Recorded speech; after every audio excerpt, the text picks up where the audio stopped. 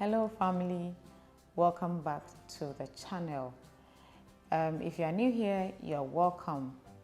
If you've not subscribed to the channel yet, please do so and click on all notifications so that you don't miss out on my videos. Today we are going to look at some poor or terrible reasons why some people consider marriage. I'm not feeling too well today, but it is what it is. Once I promised that every Thursday I'll be here I am. So I wouldn't take much of your time. So let's just get right into the video. Most of these horrible reasons to consider marriage will probably seem obvious and maybe even a little ridiculous. So here, let me help you out with that. So some of the poor or terrible reasons some people consider marriage is: one, to escape an unhappy home. Some people grow up in an unhappy home because there may be some physical, verbal, or sexual abuse involved. One or both parents may be addicted to drugs or alcohol. And all these people think about is to find an escape route. No, home life is a constant list of anger, fight, cursing, quarreling on daily basis. Frying pans, knives, and irons flying all over the place looking for who to devour. Whatever the reason, these people want to leave or get away from home. And they think marriage is the way out. Marriage is not an escape route. It is not the only way to survive the pressures of life. And quite often, it doesn't make things easier. Seriously, marriage doesn't make things easier. So if you ever think of getting away from home, or if you ever think of leaving home, please make sure you go out there, find a job for yourself, get a life, get a place of your own, move out on your own, and begin to enjoy life the normal way than to think that marriage is an option. Marriage is never the option. So if you think you want to just get away from all this chaotic environment to get a better life for yourself, don't think of marriage. Get yourself out there and get busy for yourself. Living life all over again in a better way, in a very quiet and serene environment before you think of marriage. So point number 2, the fear of being alone. Some ladies or some women begin to panic when they reach the ages of 35, 40, 45 going, because they think that their chances of getting married are almost non-existent. This fear affects both men and women, but mostly it is the women that get hit the hardest. In our modern society, the worth of a woman or the value of a woman is related to her getting married and having a family and all that. So when a woman gets to that peak or to that age, she begins to ask herself a lot of questions why she's not married at that age. She goes, why am I not married? All my siblings are married. The least in my family is married. My colleagues are married. What is happening? Who is doing this to me? Lord, show me mercy, please. Where did I go wrong? Did I offend anyone? They ask themselves a whole lot of questions. Having this kind of mindset, some women will just grab to any guy that comes along to profess love or show interest in her. And at that point, she doesn't care whether the man is a good fit or not. That is not her worry. He may be a defective character, but that is not her problem. She's so desperate that she's not looking out for any but. All she knows is he's interested in me, he likes me, and I like him too. So this guy just popped up the question and she, eagerly accepts the proposal without looking back because she's desperate. Anything else can go to sleep. Men make the same mistake for fear of being a bachelor all their lives. So they go get themselves involved and marry the wrong women. The fear of being alone causes men and women to settle for a marriage that is less than what they could have had if they had been patient and trusted God. When a person marries out of fear of being alone, two things happen. Either the marriage breaks up or they live with the consequences. They bear it. They feel too ashamed to let the world know, or most especially their friends and family to know that they made a mistake. The happiness that they went looking for eludes them. And now they live a life of sorrow, and it's not the best. Point number 3, you marry to prove a point. Marrying on the rebound is not the solution here.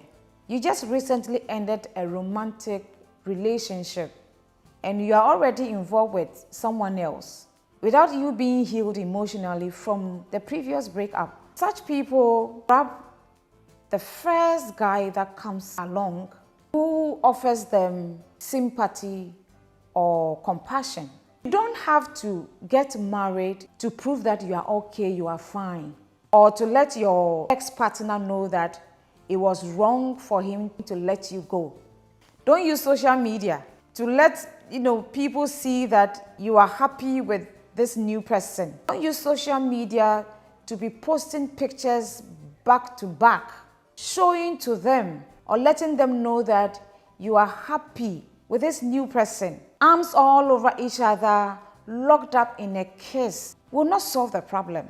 Mostly these people use the new relationship to get back at their ex, or use the new person to help them forget about the old partner. Marrying on the rebound is the biggest mistake you will ever do, because it is not based on love, but convenience. For you, it is the easiest and the quickest way for you to get out of your dilemma. A rebound marriage is destined to fail, or is destined for trouble. Point number 4, you consider marriage because you are afraid of hurting the other person. Let's say two people are dating, or two people have been dating for a while. The lady starts, talking about marriage. The guy goes quiet, or he knows that he's no more interested in the relationship or does not love the lady anymore. So he knows very well that the marriage is not an answer, but he's so afraid to talk about it because of what may happen.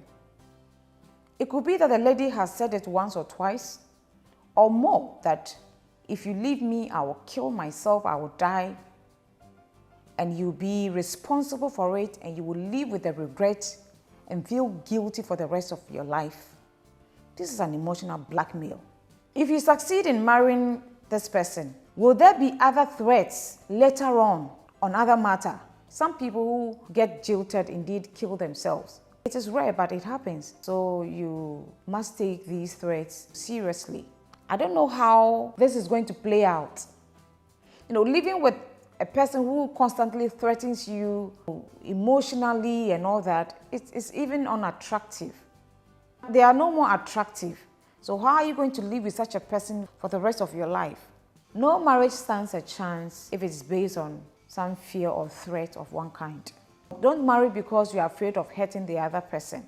It is better for the two of you to go through the pain, go your separate ways, go through the pain, and to commit yourself into marriage and set yourself up for a lifetime of pain. Point number 5, you consider marriage because of good sex, or probably getting pregnant out of wedlock. Look, sex does not break or make marriage. Sex is appropriate within the confines of marriage. And sex enhances marriage only when it is established on a proper ground. So you can't use sex as enough grounds to get married. Your partner is giving you good sex. For that reason, you consider marriage. What about the other qualities? Someone constantly having sex with the same person will tell you that their relationship involves going out for movies, cooking dinner, going out with friends, and all that. Sex only takes a fraction of their time, even if it is done every day. You can have sex from morning till dawn. It only takes a fraction of your time, 5 minutes. out of the 24 hours, you only have 5 minutes to enjoy sex. And you think it is good enough reason for you to consider marriage? Hell no. If the only thing that draws you closer to your partner is sex, then you don't have an actual relationship. And that relationship, I'm sorry, cannot stand the test of time. Real life problems, it cannot stand. And this is a recipe for disaster. Becoming pregnant out of wedlock, we all know is a sin, but it is not a crime. You have not killed person. So don't force yourself into marriage because of that. You know, some ladies think that sex is not enough. You know, they are not able to get the commitment they are looking for from their men. So they go the extra mile to get pregnant. Getting pregnant is not enough grounds for you to consider marriage. Pregnancy is an evidence to show that really you've been busy with your sexual activity. But it does not indicate that there is some kind of love or commitment between the man and the woman who conceived that child. Compounding sin and mistake of getting pregnant out of wedlock and adding bad marriage to it, in fact, will be a very foolish decision to make on your path. I'm sorry, but I need to be honest. It will lead to heartaches, pain for the parties involved, especially for the innocent child, you know, caught up in the middle of it. Many of the ladies who conceive and born children out of wedlock later on go into good marriages. Even if you never marry the person with whom you conceive the child, God will give the two of you the grace and the wisdom to behave responsibly for the welfare of that child. Thank you guys for watching this video. God bless you, and I'll see you in the next one. Bye.